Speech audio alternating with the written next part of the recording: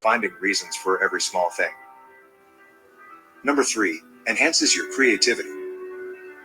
By asking questions in class or at the workplace, you will give yourself a chance to think from different angles, and this will eventually lead to thinking more creatively.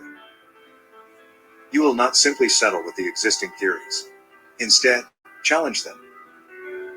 It can give you exposure to think about something in a different way. Number 4, build your confidence. Another advantage of asking questions is that it boosts your confidence, not only while asking and speaking, but also in that particular field. Initially, asking questions might not look important, but eventually, you will realize you have a better understanding of the concept, and you will feel more confident. Number 5, motivates you to learn more. Asking questions not only widens your knowledge, but also motivates you to learn more. It has a far-reaching effect on our mindset. You'll not only learn the academic part, but also give yourself some space to explore and learn the smallest of the smallest natural phenomena. Just look around, and you'll find many questions that still need to be answered. As we all know that learning should never stop, and by asking questions you're learning new things that will keep your mind engaged and young. Learning is like rowing upstream. Not to advance is to drop back. These are all some of the advantages of asking questions. Hope this is useful. If you like the video, give thumbs up. If you are new to our channel, consider subscribing. Okay. That's what do you think about that? Yeah, one of the things that we learned in research development management is that all research is initiated by questions, right? It's the questions of the organization, of management, and of the researcher as well. So, yeah, questions. That's what drives research. It's what that's what's going to drive your thesis. You have an argument, but you're going to ask questions about why this, or if this does that, then what, or how is this going to be affected by that, or it is a series of different types of questions that you could be asking. So then we talked about Voltaire and this judge a man by his questions rather than his answers. And we had a pretty good discussion on this last week. And so I'm just going to put that out there to you as well. Why would Voltaire make a statement like that? What does that mean, to judge a person by their questions rather than their answers? So I'm just going to let you think about that for a minute, and you can just speak up when you have time. But I'm going to go through this one, and it's a little quickly because we did it last week, and then I'll get into the critical reading presentation. Okay. All right. Okay. So then, we talk about the different things that you can gain from. So,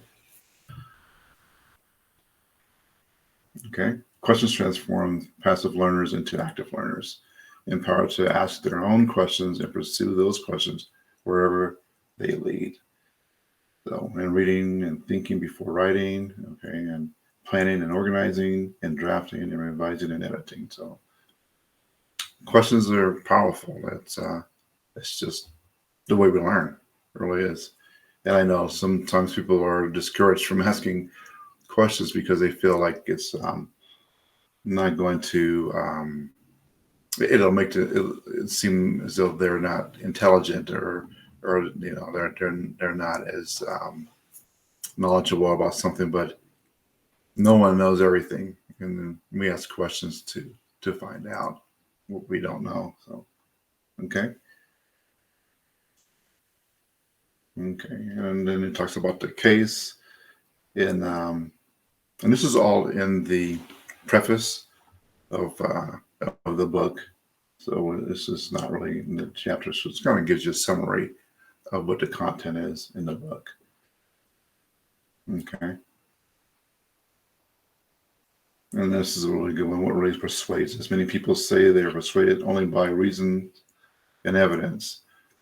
That is, logos matters most. So Aristotle thought that ethos might be more powerful. If we think that a writer is intelligent, well-informed, and trustworthy, and has genuine concern for our needs, we will tend to believe most of what that person says, and that's true.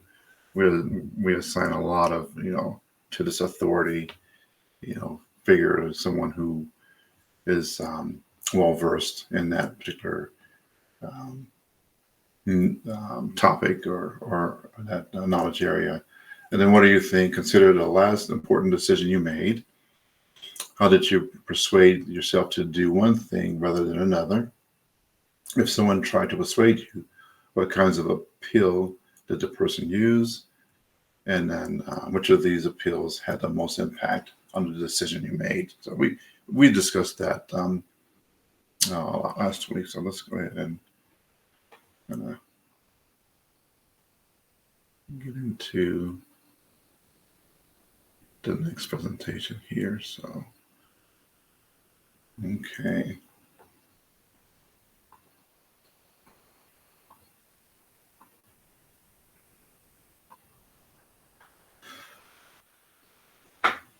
Okay, so here we are, and talk about some of the things that was going on in week 2, and that's the critical thinking. And then we have that's the discussion and the quiz, critical thinking, and the discussion. For week 3 is critiquing an argument. So try to work ahead on all of the content is available to you. Okay, try to work ahead on some of these things so we can all get caught up as a class, because we've had several delays now. Okay, so for this discussion, we're going to be focused on chapter 1 in both of the textbooks, and for this particular text is reading critically. So let's see what is all involved there. Any questions before I keep? I'm going to slow it down now. I just wanted to get through what we had covered last week quickly, and I'll slow it down now so we can go through this content at a steady pace. Okay. Any questions so far? Okay. All right. Okay. So become an active reader. So what does that mean? So the more you read, the more fluent a writer you become. So that's very, very true. I'm a writer. I do a lot of freelance writing and different genres.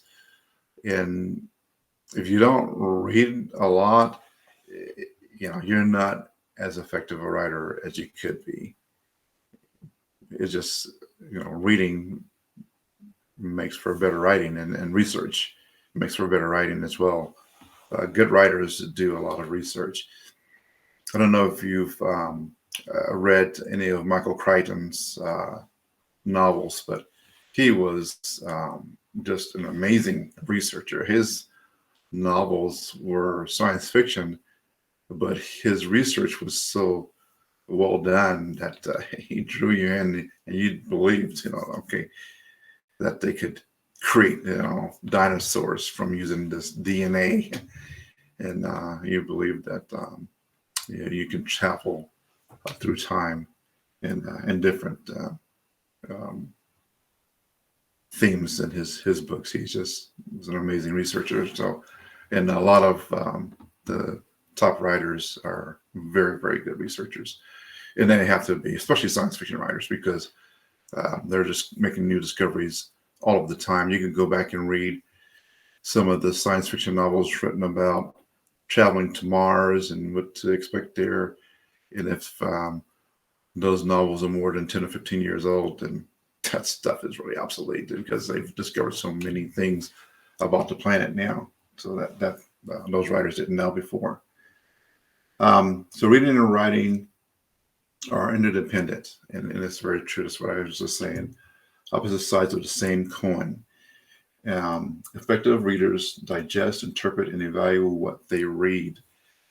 So, and the reason this is in here is because obviously you're going to be going through a lot of literature as you're writing your thesis, and you're going to be accumulating this literature. You'll have a literature review section in your thesis, and that's going to be a powerful part of your thesis, because that's where you're going to support a lot of your argument, is what people are saying. And then you'll have opposite arguments as well.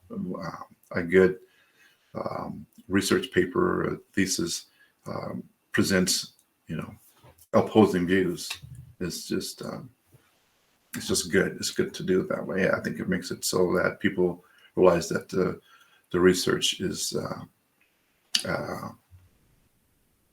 at least as little bias as possible in the research. There's always going to be some, because we see the world from points of view. Sometimes you might read an essay, poem, other work without fully understanding it in a first through. So this first time through, and that's very true. Sometimes that's going to be true with what you're skimming and scanning through in your research, and some of the content that you might read from end to end. You'll have maybe some distractions or something else going on, or maybe you start reading it with this one precept, in mind, and you're assuming that it's going to be this, but it turns out to be something else, so it kind of throws you off, and you have to go back and read it again, because you have to read it with a new lens and understanding. It says, read it a second or third time, discuss it with friends and classmates, or put it aside for a few days to let ideas ferment. And that's writers do that as well. So you'll do that in your writing as well as in your reading and your research. You will just set it aside, and when you go back to it, you'll see things that you didn't see before. Okay. Any questions there? Is that hopefully that's making sense?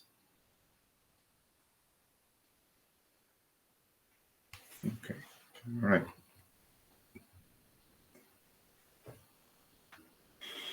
Okay. Prepare to read. Preview. All right. So begin by looking at the title for clues about what you will find, especially in essays or scholarly articles. So sometimes, especially in with my dissertation is definitely, I think it's like 15 words long, the title. And a lot of doctoral dissertations are like that, because it tells you a lot about the research in the title, and they're meant to do that. It's just, it's a format that they use in doctoral dissertations. So in thesis papers, you'll find it the same. So as you do your research, you're going to be reading a lot of research that may have been dissertations at one time, and then they were published as research articles. But it will give you a very strong hint about what the research is in that title. So that's in this particular case, sometimes you can judge a book by its cover. And when it comes to research, so depending on the purpose, I'm down here where I highlighted things. Depending on the purpose and audience, a writer might place the thesis in the essay's body or conclusion. So sometimes you have to look for it. They'll move it around, and you'll have to look for clues of what the actual thesis is for that particular document. Read subheadings and subtitles. Again, these are strong clues of what you want to go. So you'll find an article that's 60, 70 pages long. You don't really want to read all of that because you're looking for a specific thing that drew you to that article. So and sometimes you don't they don't have that in a table of contents. It won't drill it down to the different topics within the article. It just has the article, and you go to the page where the article is found in that journal. And but if you look at the subheadings and subtitles, those will help guide you and direct you to the specific topic that you want, and that's going to help you in your research for your thesis. So this is just some time savers, so that you can, and also it helps you to goes to the content that's most relevant to your research. So you're not looking at something that's just maybe sort of relevant. And these research articles can be confusing because sometimes you'll come on a topic or a header, and it'll look like, okay, well, this is what I'm looking for. But as you begin to read it, you're thinking, no, that doesn't sound right. But as you read further down, you go through the article and start to go through the different pages, you might find the actual subtitle and that you're looking for. It'll cover the content that you're looking for. Any questions on that? Is any of this helpful?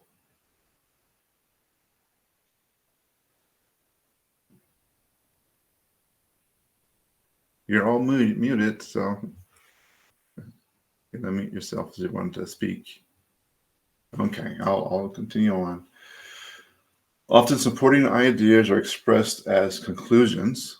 Okay, so that's important to look at as well. Sometimes some researchers will go fast forward to the conclusions.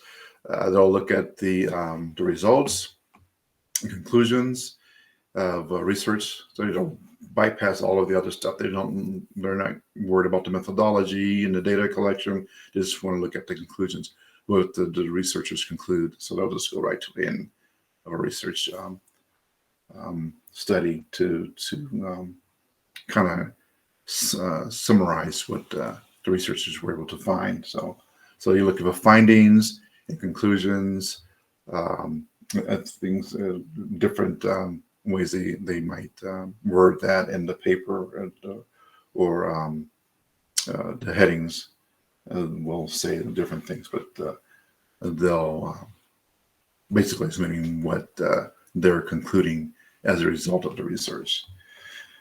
Okay, so look for phrases such as therefore, thus, as such, and as a result. Okay, so even if you're reading through the actual paragraphs, look for that. Look for those these concluding clauses and different things like that to kind of help you. Okay. All right. Okay. So read, mark up the text, take notes, and outline. I think most of you are going to be familiar with that. But we'll just talk about it here a little bit. As you attempt your first reading, keep the following in mind.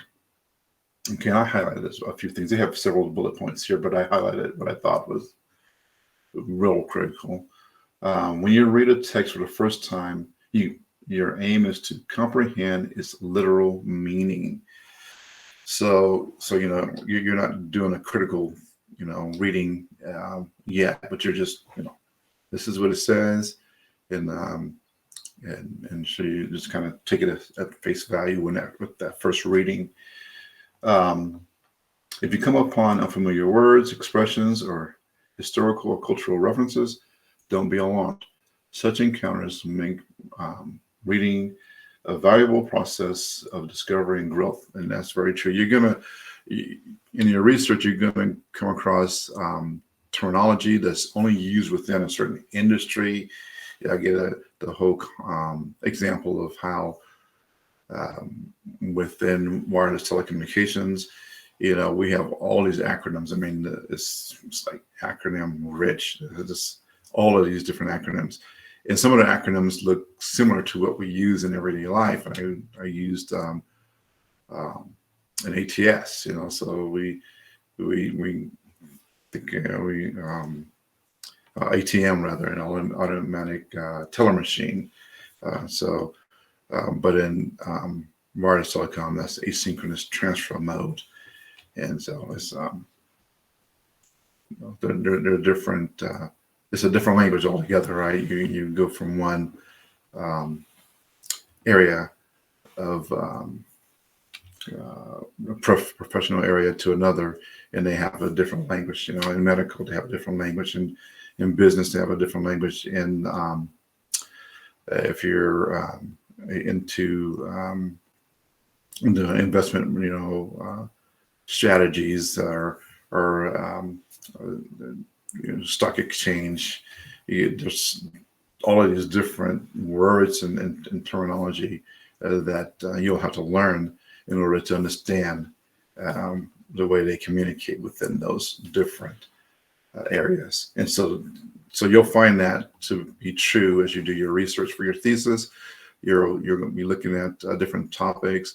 Maybe it's in the area where you work, but as you branch off into other areas that are also relevant to your specific area of expertise, you'll notice that the language will change, and so they'll have terms and words that you might not be familiar with. So just those are learning opportunities. Okay, so discovery and growth, it says here. When you find unfamiliar content, underline or circle the items so that you can look up their meanings later. I'm sure you're all graduate students and you're familiar with that. I don't think we need to.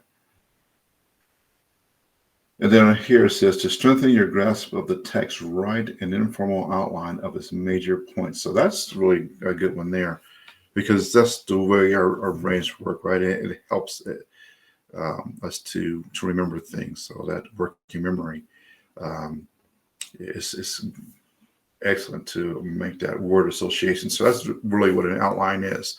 A really good outline is just a word association. And so you have these words or concepts, these short little concepts that you write in your outline, and it triggers, a memory of much more content or a skill or something else. So outlines are really, really good to use for that. Any questions on this so far? Anything? Okay, I don't want to just keep going through. If you have any questions, all right, please let me know. All right, converse with the text, read it again. Okay, add information that helps you understand a point, state agreement or disagreement, or express another point of view. Okay, so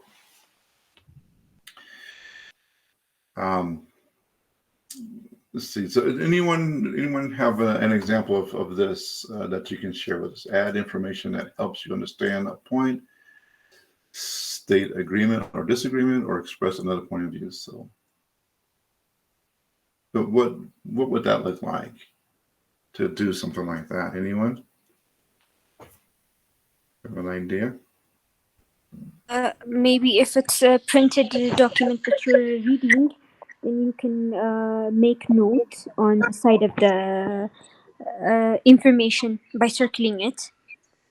Okay. If it's a PDF, I don't know if you can do PDF, but you can highlight them in different colors and then make notes of what they mean to you. So the research is, as what it says here, the perspective of the writer. So if you agree or disagree on the statement that they're making, you make note of it. Very good. Very good. Yeah. Excellent, Rodas. Thank you. Yep. That's very good. Yeah. Yes. And it's a lot of the PDF programs now actually do have the ability to annotate. So you just go in, you'll see that it'll look like a little discussion bubble, and you click on that, and you can make annotations, even if you only have read-only access to that PDF. So it was just kind of nice that they do that now. So very good. That's good. Challenge illogical conclusions. So this is really where we get to go. We get to really get into the reason for why we write thesis papers and do research and have papers that are presenting an argument. It's because we challenge illogical conclusions, right? For example, if a writer indicated that a single politician can't be family oriented, you would challenge that statement as illogical, because that's just this general statement. How would they, know that? How is that measurable? How is that something that they could determine? So yeah, so that's something that you would definitely challenge something like that. So again, as Rhodas was give us that excellent example, just make a note of that, and that's something that you want to come back to. It'll make your paper just really it'll make it stronger, and to have that kind of content in there where you've challenged some of the things, some of the narrative that's out there. Okay. Question and author's reference to undocumented sources. So that's where it's so important to make sure that we are using in-text citation and we have good reference sources, right? So we don't want to do that, and so we don't want to be the hypocrite. So we don't want to do that and expect them to do that. But anyway, when you're reading other sources, look for that. Look for where they did not support this assumption with a citation, something that supports that assumption. Is just, if it's not supported with a citation, then it's just their opinion. They have no grounds to make that statement if they can't support it with some literature or some research or something that would support their statement or assumptions. Okay, so if you read that a recent study proves eating chocolate softens the skin, you might ask, which study, who conducted it, where can I find a copy of that study, and so forth, right? So that's what you want to question when you see something like that, when you see references missing. Okay, comment on the author's tone and language. Is the essay fair and objective, or is it biased? Does it express a legitimate concern, complaint, purpose, or is it the author's position compromised by self-interest, personal feelings, or even ignorance? So yeah, that's this is critical reading. Okay, this is where we are really looking at these pieces of literature, this content, in a very critical way. We're not people talk about critical thinking. Part of my dissertation was based on critical thinking as well, but just critical thinking involves critical reading as well. So, the essay's purpose is to persuade. Does the writer remain fair while appealing to the reader's emotions or self-interest, or is the author's approach excessive, one-sided, or even misleading? So yeah, so you're going to become experts at being able to identify that by the end of this course. So well, anyway, that's the hope. Okay. So let's see. I think we should be coming up on a break here. So let's go ahead and we have another video. Let's watch this video and then we'll take a break. Because you will have to log off and log back in, okay? Because it'll time us out. Okay. So let's go ahead and watch this video.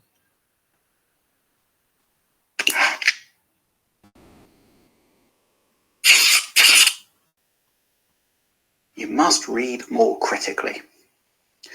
These are words you will hear time and again. But trying to get someone to explain exactly what this means can be much more difficult. So what is it? What is critical reading? Well, critical reading means to not just read a text like you would a novel, but instead it requires you to evaluate the arguments in the text as you read, to try and distinguish fact from fiction, and to try and understand both sides of the arguments made by the author. To put it more simply, the main idea of critical reading is to evaluate the evidence or arguments presented, to spot any limitations in the design of the study, and to decide how much you agree or disagree with the arguments and opinions that the author puts forwards. There are three simple ways you can enhance your critical reading. These are to question, evaluate, and locate. Let's look at these in detail. When reading a text, you should question what the author says. You should think about and make notes to answer these questions as you read. What assumptions does the author make? Do you think that these assumptions are correct? Are the stages of the argument clear and logical? Are the writer's conclusions reasonable in light of the evidence that they present? You also need to evaluate what the author says. And to do this, you can answer these questions as you read. How do the conclusions relate to other similar research or papers? Are you persuaded by what the author says? And if so, why or why not?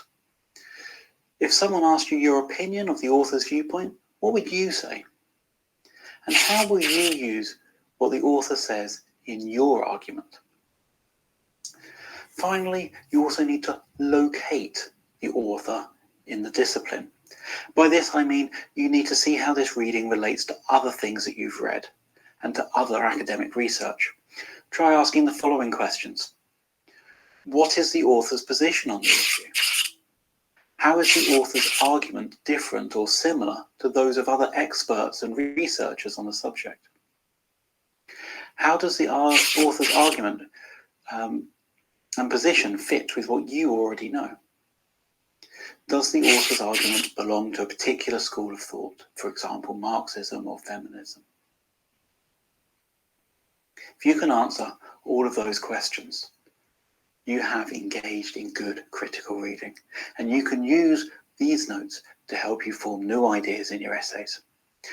Do also take a look at my video on synthesizing text to see how this is done. And finally, I know you don't want to have to watch this video every time that you're reading, so the checklist of questions to ask each of the texts you look at is also available on page 30 of my... Okay. All right, so what do you think of that video? So what he said the three things were again?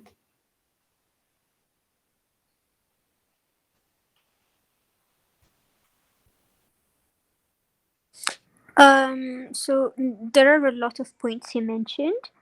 Mhm. I think the main points I took are one, relating the research paper to other research papers. Yes. The second one is the perspective or the background of the researcher. So in what perspective is the researcher doing the research or coming into the conclusion? The third is comparing what you find on the research paper to what you know. Yep. Yeah. Very good. Very good. So he said to question, evaluate, and locate.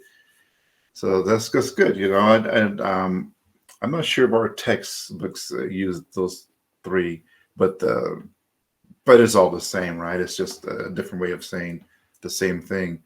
So very good. Very good. Anyone else have any input on that? And again, you know,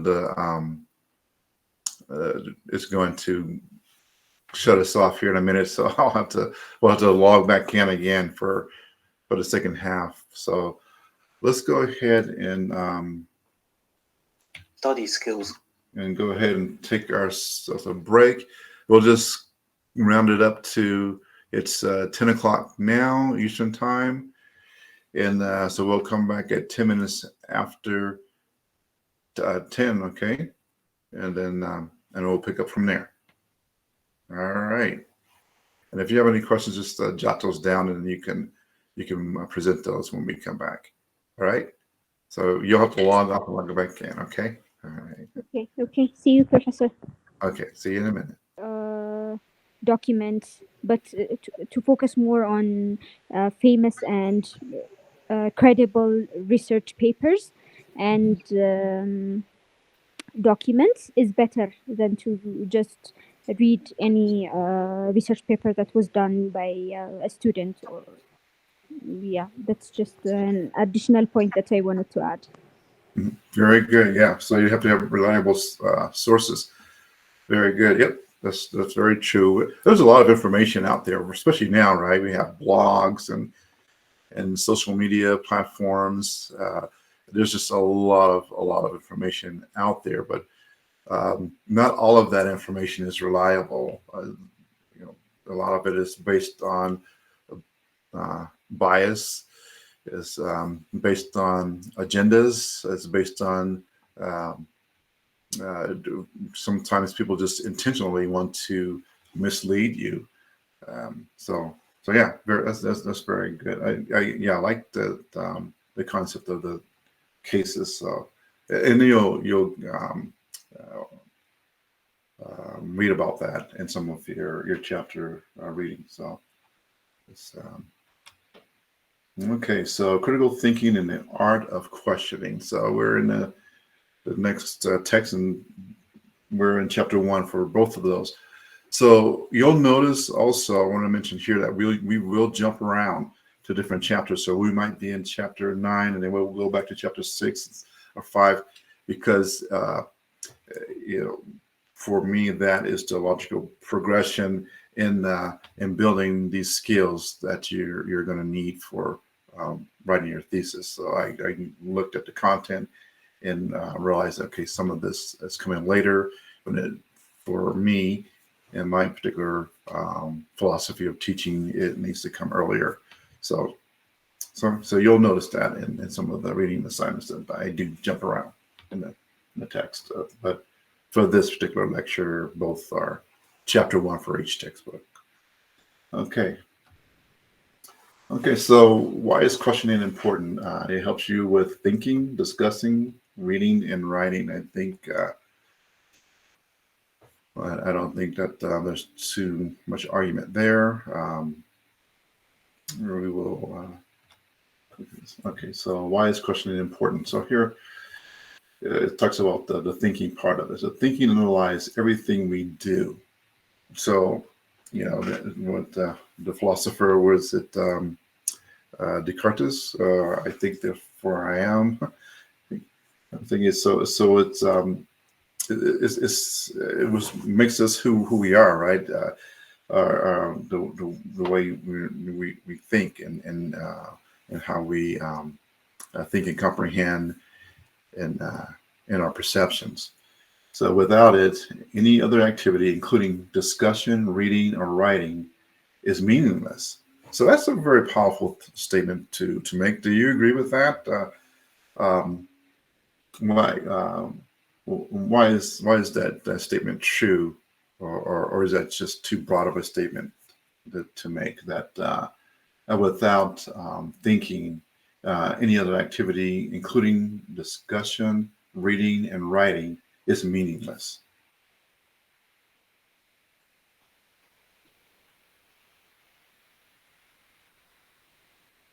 Okay, how do you think about that? So, and then if the thought comes to you, just speak up. It's fine. Okay. Discussing, talking with other people, which means listening to them and asking them questions, not just holding the floor ourselves, has enormous value. Now that's very important, right? A lot of people believe that a discussion is just them, giving their opinion, and they don't want to hear any.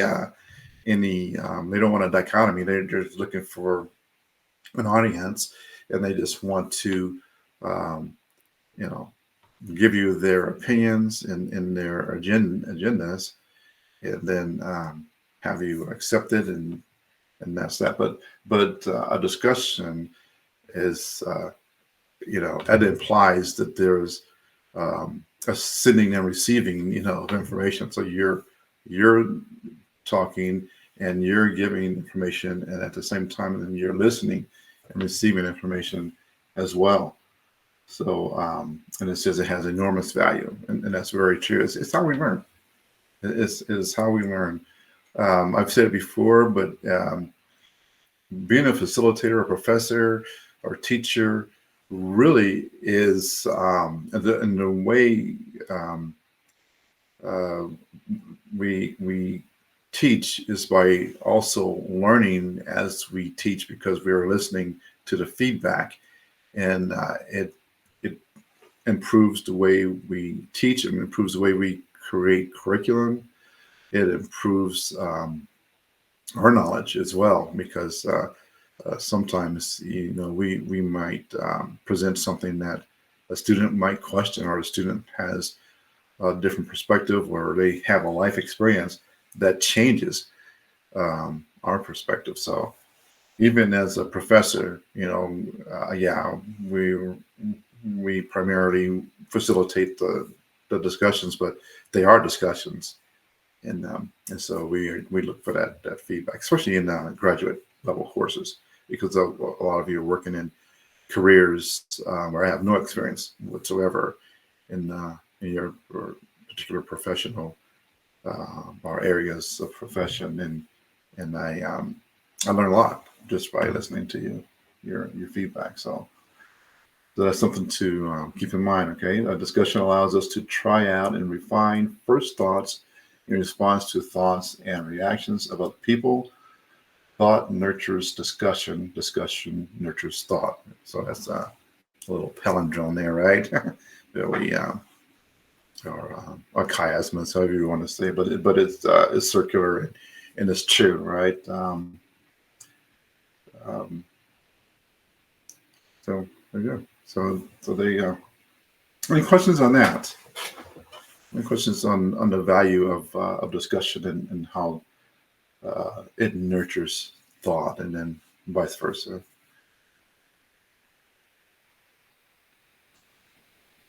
Okay. All right. Okay, then reading. Reading is central to both college and career, and we all know that. That's true. There's just journals and manuals and content. We receive emails from our organizations with information. We have to do professional development to stay relevant within our professions. So, and that involves reading. A lot of that involves reading and comprehending, interpreting, applying a little bit of critical reading to those concepts as well. So very good. Okay, so all right, and then any questions on that, on the reading part? Okay, all right, and writing, because writing requires us to express our ideas completely and precisely, it is central to both college and career. Lab reports, essay exams, and research papers are common tools used to measure whether students have absorbed facts, mastered concepts, and become engaged enough to think critically and creatively about what they have learned. So yeah, that's that pretty much defines what this particular course is, right? That is exactly what this course is. It's a culmination of what you have learned, and then you're going to demonstrate that through supporting an argument in your thesis. So good. So any questions about that? That's straightforward. Pretty clear. Okay. All right. So what do you gain from thinking critically? Okay. So here we go. This whole critical thinking, and now this. I mean, there's an entire organizations built around the concept of critical thinking. You go into LinkedIn and you go to groups and just type in critical thinking. You'll find that there's several groups there. entire journals just dedicated to that. And like I said, a portion of my dissertation was dedicated to critical thinking. So what do we gain from it? What's the big deal about critical thinking? So here, it gives us some of the benefits of critical thinking. It says engage with what you are reading. Gives you something to look for as you read and to talk about. That's true. So, all right, become interested in words and how they connect and fit into the world. So yeah. So the words and terms that are used in the content that we read, those are intentional. The writer is trying to convey some meaning through those words, and so we have to often look at that and decide exactly what is going on there. Claim power by asking and pursuing questions. Become a part of the conversation by thinking and responding thoughtfully. And so that last one is really important, and I think really, well, they're all relevant to the thesis. The last one is huge, right? You're going to become part of the conversation as you write your thesis paper, and they're going to be supporting your argument, but you're also going to be presenting some of the opposition, the opposing thoughts to the argument as well in your literature. So by thinking and responding thoughtfully. So, folks, okay, that is those just a few of the advantages or benefits of critical thinking. So, what are some of your experiences with critical thinking? How would you define that, or just give an example of how you apply critical thinking in your day-to-day routine, or maybe in your place of employment in your profession? Okay, I'm gonna let you think about it. All right. Okay, so thinking critically means asking and answering many questions. For example, what do I really think? And what does that word mean? Is that statement accurate? And is that statement true? So these are a few of the questions that we're asking ourselves as we go through this critical thinking process. What do I really think? And that's what you're going to be asking yourself when you're writing your thesis. Here's his. And sorry, Professor, for interrupting. No, I fine. think I think it's a bit related with problem-solving skill of someone too, because to be a critical thinker is to also it depends also on your problem-solving skill. Mm-hmm. Am I correct? Yes, you are correct. Yes. Yep.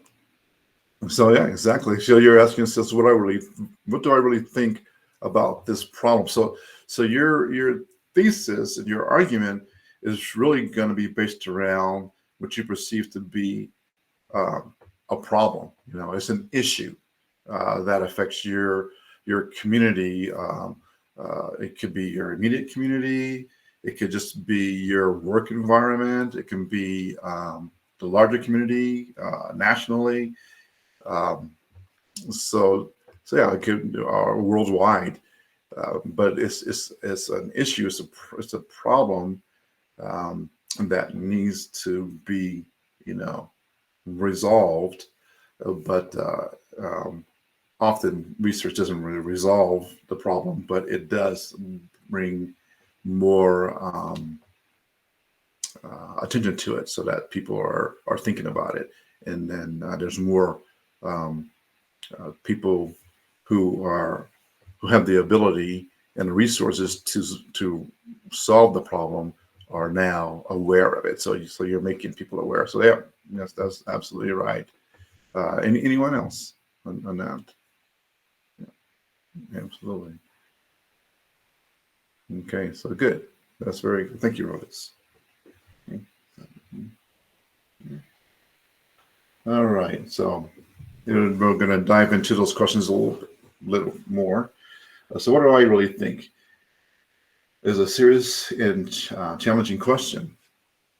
Okay, so it is serious because critical thinking must be honest, and it is challenging because being honest is not easy. And that's true. So sometimes, we address issues very difficult, in many ways. It could be just difficult emotionally. And it could be difficult because it addressing that particular issue or problem um, could bring negative results, to us. It could mean challenging established laws, and by just mentioning it or having that argument or bringing it to the forefront, could for some could result in being incarcerated, prison time, being ostracized, by your communities or something like that. So yeah, this sometimes students are taught to keep their opinions out of their writing. Yet critical thinking cannot begin without opinions. Frequently, we know what we are supposed to think because other people tell us what the right opinions are. To get beyond what everybody thinks, however, we must consider what we really think, as student Tony Lee does in the following blog post. So let's go ahead and read his post here. Okay. Stories for the brain. Coffee, Red Bull, and Adderall. Okay. Set for another study session, I am enhancing my focus and ability to stay awake so that I can do better in my classes. The truth of the matter is that with the drugs and energy supplements, I can push myself to study longer and work more than someone not taking the supplements can. Basically, I'm taking steroids for my brain to help me achieve a goal. Unlike steroids, however, there are no long-lasting side effects, and my reward is knowledge. Is using these drugs a form of cheating? Is using them similar to an athlete taking steroids? The thing with steroids is that they don't themselves build muscle. You have to be willing to put time in to lift weights. In the same way, although Adderall or Ritalin helps you stay awake and focus on what you study, you actually have to open a book and learn the material. So is it any different from physical enhancers? Interesting. Okay, so Lee knows what he thinks, and he has expressed his opinion clearly. The problem is that too often thinking stops with stating an opinion, whereas critical thinking begins with an opinion. Now we have something to examine, to explore with questions. What questions can we ask? All right, so that's before we get into this, this is going to drive the question. I want to get your opinions on that blog post. So what do you think? What are some of your initial thoughts? In anything, just it doesn't have to be profound or anything like that. Just your initial thoughts about Lee's post about Adderall and Ritalin, and taking it, and whether or not it's considered cheating, or in his comparison to steroids in athletic competition and sports enhancing drugs. But anything that came to your mind when I read that? Well, one thing that came to my mind is he's just stating his opinion. He does not have any facts to Mm. base his opinion upon. So it's very hard to even trust whatever he wrote, because I have the understanding of what steroids can do and why they're used, Hmm. and why athletes are banned from participating in any sports if they use them. Hmm. So, yeah, that's my opinion. Okay, very good, very good. Anyone else? Mansoor or Sarah, any have any opinions on that?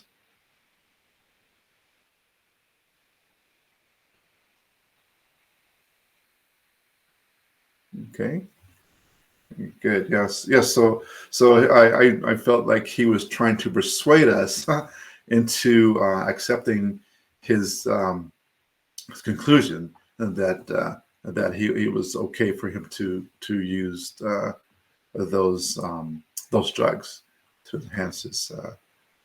And then he said that there were no long-lasting side effects. That's I'm not sure that's true. You know, I don't have the research in front of me, but I would imagine anytime you're taking any kind of a drug like that, and if you take it over a long period of time, it's going to have some kind of effect, whether it's kidneys or your liver or whatever.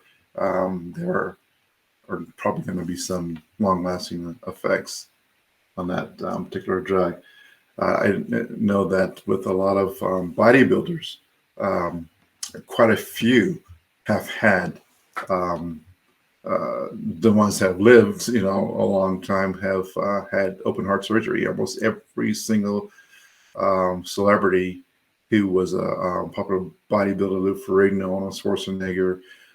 You can just go down a list of bodybuilders who have had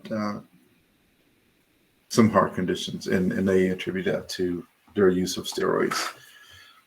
Okay, so the meaning of even the most ordinary word needs examination. So you know, so we're critical about everything that's in there. You have to apply a critical lens when you're reading things like that, especially like that blog post.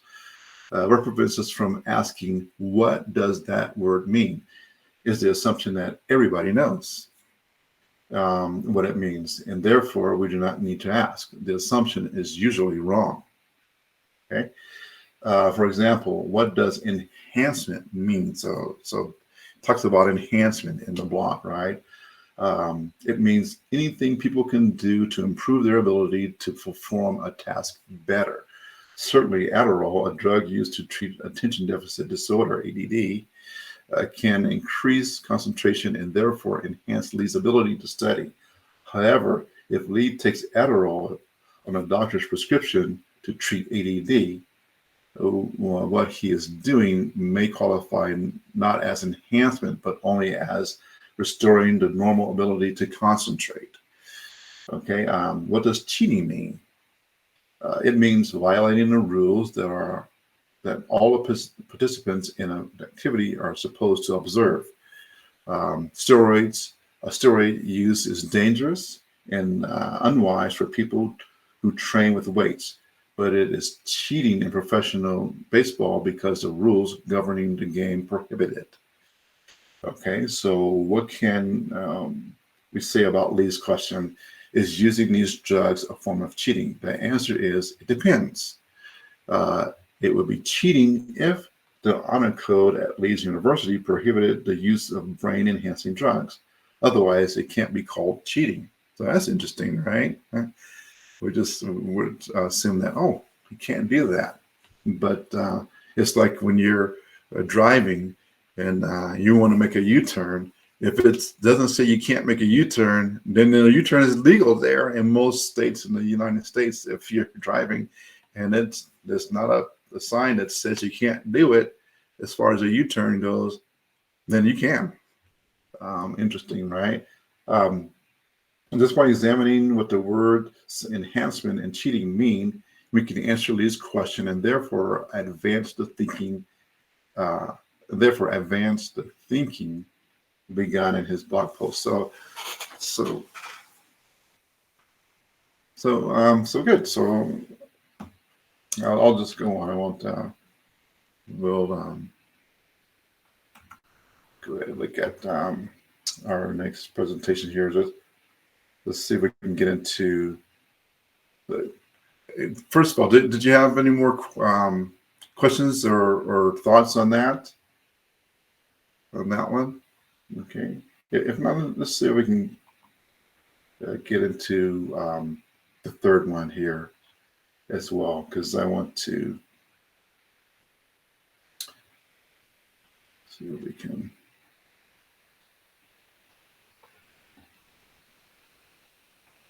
And present here. Okay. Because we are kind of behind, so if we can do a little bit of the third one, the third presentation this week, that would be great. All right. Okay, is everyone seeing that presentation?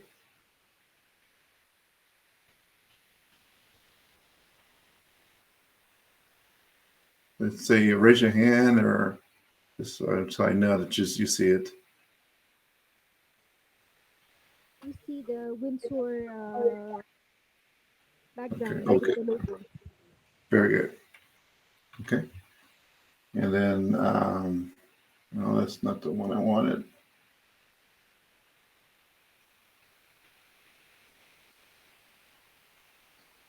Okay, good. Yeah, this is it. This is it. Okay, so good. Okay, good. All right, so see, we jumped here to chapter 9 and critiquing an argument. All right. Okay, so an argument is a reasoned defense of an opinion. A critique offers a reasoned assessment of an argument and answers these questions. What do I agree with? What do I disagree with? And of course, the why. There's always the why question. So what do I agree with, and what do I disagree with, and why? When you answer these questions, you're engaging in critique, offering a reasoned assessment of an argument. The basic situation is always the same. First, someone writes an argument, urging readers to believe or do something. Next, a reader responds by agreeing or disagreeing, or doing some of both, and explaining why.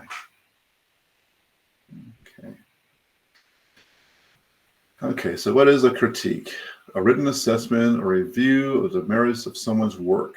A critique of an argument is a rational assessment of it, organized around one or more points of evaluation, includes understanding why people disagree.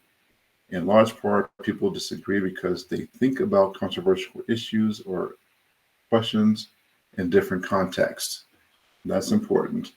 That is, different frames of reference based on how they were raised, the life experiences they've had, what they know, believe, and value. So, this is very important, right? Especially in a lot of the political arenas that we have today, and a lot of the platforms that one party supports versus another party. And why some people will support one candidate and oppose another candidate, because it is really based on these three things: how they were raised, the life experiences they've had, what they know, believe, and value. So they'll talk about how one particular candidate might support the wealthier part of the population, while another supports the working class, or and the impoverished, and that's the way we see the world. It's based on how that affects us in our experiences with those particular things. So these are going to be extremely important, and that's why when you're writing a thesis, you will present both sides of an argument. Even you don't want to, because you have an agenda. You're writing your thesis. You want this to bring attention to this argument and this issue with your argument, and with your supporting resources in your thesis. But you also have to present what the opposition is saying, because it gives the reader a clearer picture of really what's going on here. So you're saying this, but this is what they say, and then it allows them to form their own opinion about that based on the two sides, the opposing views. Any questions about this? Yeah. No questions, Professor. Okay. Okay. Okay. Context and critique. Context is the key to understanding an argument as rhetorical communication. Context is the key to understanding why people disagree. Context is the key to understanding your responses. So that's what I was just saying. That's context. So our experiences, that's the context that we bring to an argument. How it impacts us. That's the context that we bring to that. Okay, is that clear? Does that make sense? Yes. Okay. Okay. Good. All right. Okay. So why do writers critique arguments? Okay, they do not just react, thumbs up or thumbs down, but instead offer a reasoned evaluation of the argument. Okay. They may disagree, they may agree, disagree, or some of both with the argument, and that's true, right? There, sometimes it's not just cut and dry. It's not, that sometimes there's a little bit of blends. That's why you have in politics they talk about people being in the center, right? Because they might agree, with the right, they might agree with the left, a little bit of something, and so they're centrists.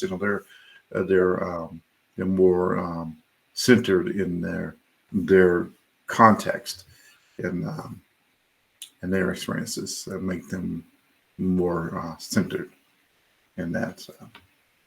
Okay, arguments generally include a claim, reasons, and evidence.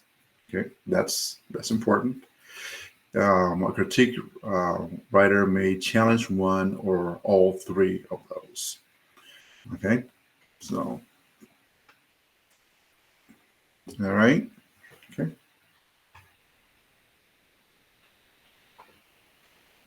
Critiquing an argument. I was going to put a video here, but I'm not going to do that. And then, of course, we're not going to have a break. And then, so that's so that was it for that particular presentation. And let me look at the text real quick here. Let me go ahead and share my screen, and let's look at the text. Okay.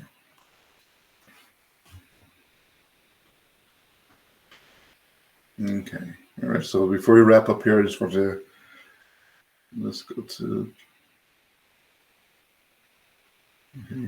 And here's some of the objectives for this. What role does context play in critique? What is the difference between a reaction and a critique?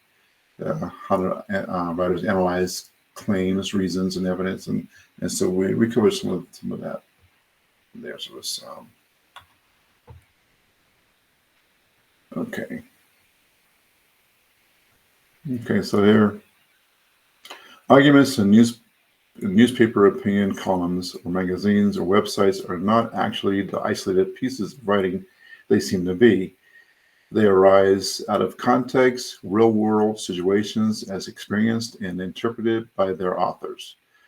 People argue in response to things that happen in the news or in their lives. Real-world circumstances like economic class, political beliefs, or religious values influence people's arguments. And we're all aware of that. I mean, we know that to be true. So again, this is just really, talking about this context. So context is the key to understanding an argument as rhetorical communication. So arguments are designed to move readers. We can understand an argument only by asking who is the writer trying to convince or persuade? So again, that's important to understand that. Okay. Context is key to understanding why people disagree. People look at issues from their own perspectives. An argument for making tuition loans easily available to college students might appeal to young people who cannot afford the cost of college. However, a student whose older sibling graduated from college and is now trying to repay a $20,000 debt might argue that easy loans are not the best solution to the problem. Okay.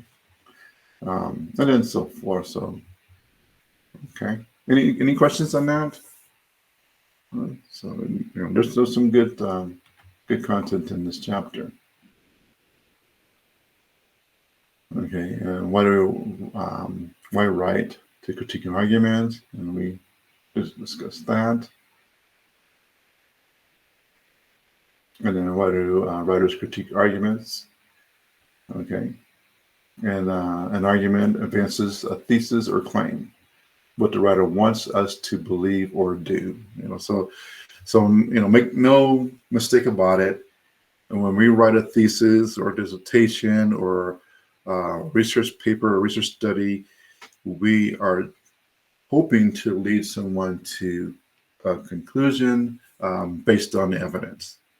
Okay, so there's there even in fiction writing, there is intention in writing, and a lot of the writing that novelists do, a lot of their content is based on their opinions and how in their context.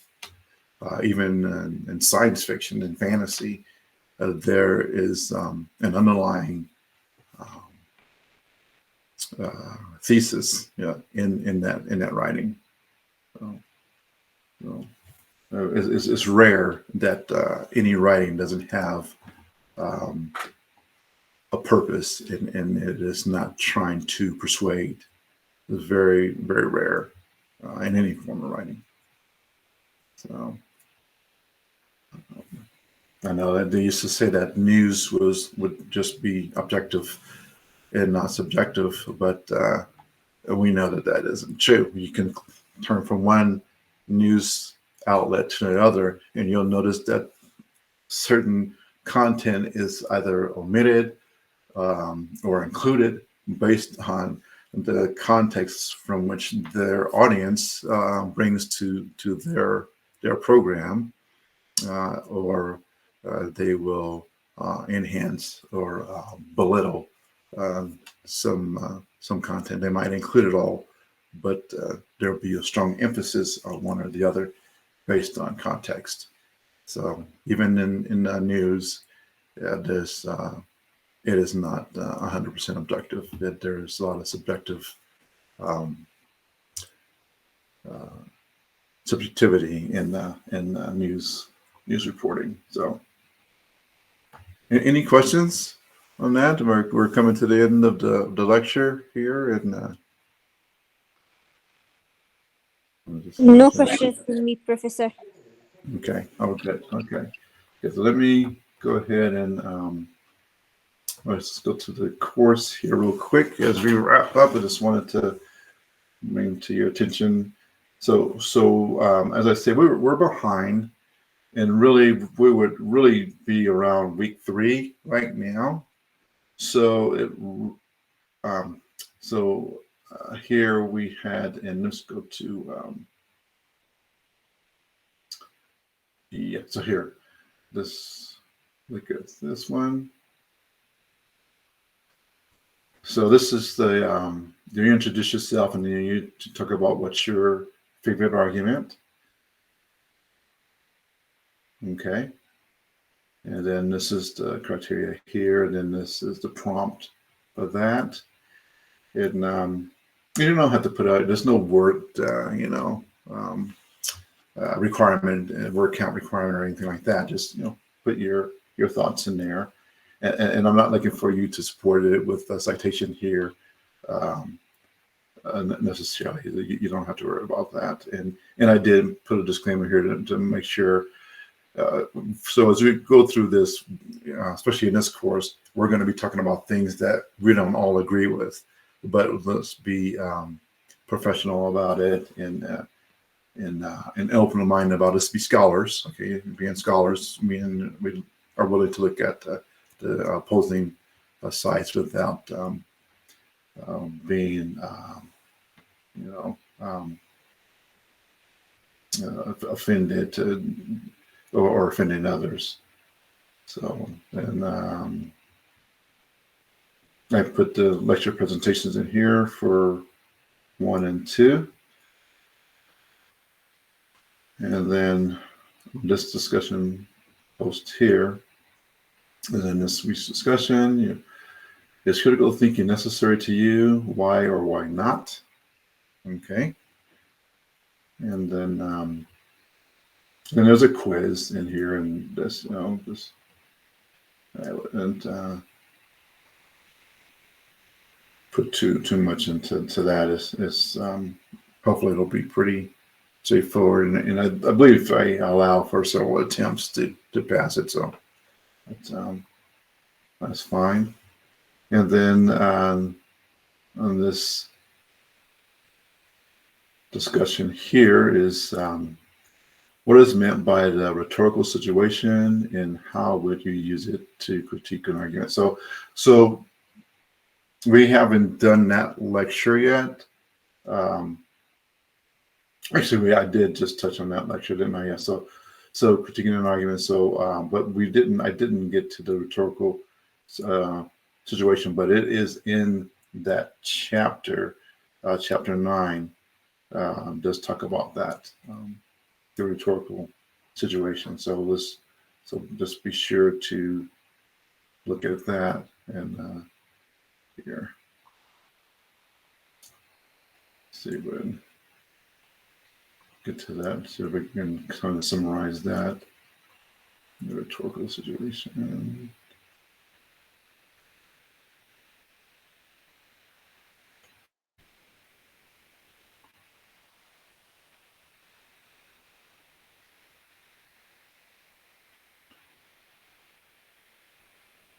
I promise you it is in chapter 9. So, okay.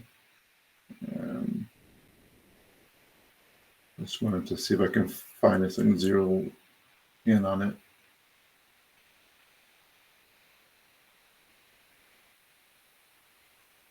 Okay, so I'm not going to be able to find that. Let's see. Let's do this.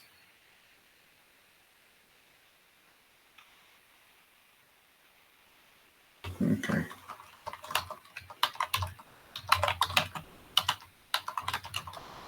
Okay, let's see. That'll bring us there.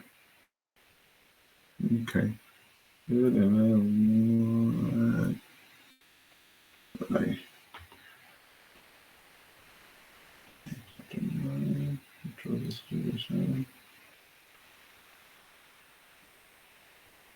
Okay, well, I'm not able to find it there, but you'll have to do a search to find that. And so that discussion is what is meant by rhetorical situation and how you use it to critique an argument. So you'll have to do some research to find that one. I wanted to be able to summarize that for you, but I'm not going to be able to just. Let's see if I can get to here. And we're okay. Well, so we're out of time. But I'll bring some more. I'll drop it into WhatsApp. Okay. I'll go back and find that and show you exactly where to find that. Anyway, so we're at the end of the lecture, and I appreciate you logging on. We had 75% this week. We had 50% last week.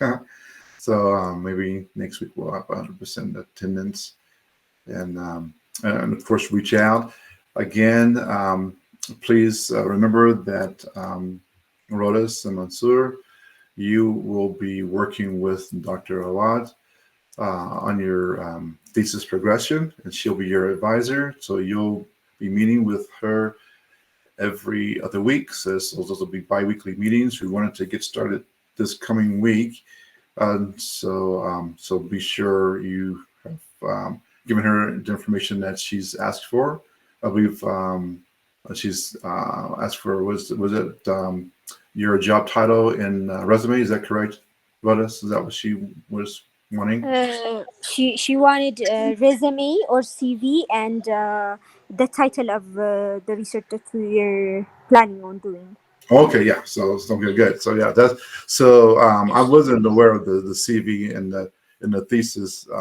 I'll ask her why she was asking for that. I think she was asking for that because she wanted to know what your experience is and your background. Yes, And, probably. Okay, good, very good. And then Sarah, you and Samuel will be working with me. And so if you can get me that, also if you're thinking of a topic that you want to use for your thesis, or use several right now that you haven't narrowed it down to the one, and send me that information and send me some times that are more convenient for you to meet during the week, and I'll be flexible, and I will try my best to accommodate those times for you.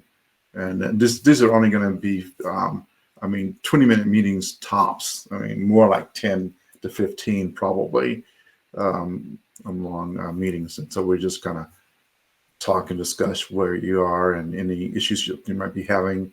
The literature might be difficult to find, and then we'll explore ways that we can find that literature and things like that. So just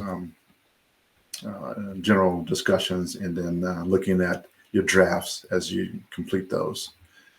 Okay, so thank you again for joining, and reach out to me on WhatsApp if you have any questions, and enjoy the rest of your weekend. Okay, have a wonderful day. Thank you, Professor. You're very welcome. Have a great weekend. You Okay. too.